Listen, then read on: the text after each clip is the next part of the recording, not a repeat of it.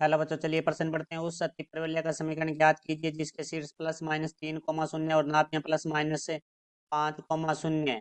मुख्य अवधारणा। तो हमारा जो प्रश्न है वो अतिपरवलय से संबंधित है। सबसे पहले हम बात करेंगे अतिपरवलय के समीकरण के बारे में, जो कि हमारी होती है एक्स के घात 2/(a)² माइनस वाई की घात 2/(b) की घात 2 बराबर 1। इस स्थिति में हमारे पास जो नाभियां होती है जिसको हम लिखते हैं एफ से, तो एफ बराबर हमारे पास होती है प्लस माइनस c,0 और हमारे जो शीर्ष होते हैं वो होते हैं हमारे पास प्लस माइनस 1,0 और हमारा जो एक संबंध होता है इनके मध्य जो होता है c की घात 2 बराबर a की घात 2 प्लस b की घात 2।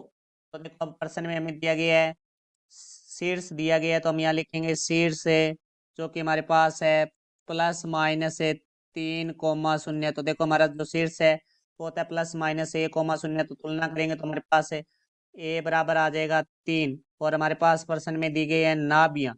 तो देखो भाई हमारे पास जो नाभियां है वो हमें होती है हमारे पास है प्लस माइनस 1,0। तो यहाँ से देखो नाभियों से तुलना करेंगे क्योंकि हमारे पास प्रश्न में नाभियां है वो है प्लस माइनस 5,0। तो यहाँ से तुलना करने पर हमें सी बराबर प्राप्त होगा 5। तो देखो सी की घात 2 बराबर हमारे पास होता है ए की घात 2 प्लस बी की घात 2। तो सी की जगह हम 5 रखेंगे तो 5 की घात 2 बराबर ए की जगह 3 रखेंगे, 3 की घात 2 प्लस बी की घात 2। तो यहाँ से देखो भाई हमारे पास आ जाएगा 5 की घात 2 है वो हमारा 25 होता है बराबर है 3 की घात 2 है वो हमारा 9 होता है प्लस बी की घात 2।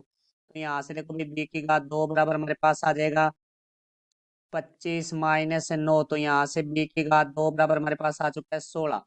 तो अब देखो हमारे जो मानक समीकरण है उसके अंदर मान रखेंगे। तो मानक समीकरण है हमारे पास एक्स की घात 2/(a) की घात 2 माइनस वाई की घात 2/(b) की घात 2 बराबर 1। तो एक्स की घात 2/(a) तो हमारे पास ए का मान है वो हमारे पास है 3। तो यहाँ आ जाएगा 3 की घात 2 माइनस वाई की घात 2/(b) की घात 2, बी की घात 2 का मान हमारे पास 16 बराबर आ गया हमारे पास 1।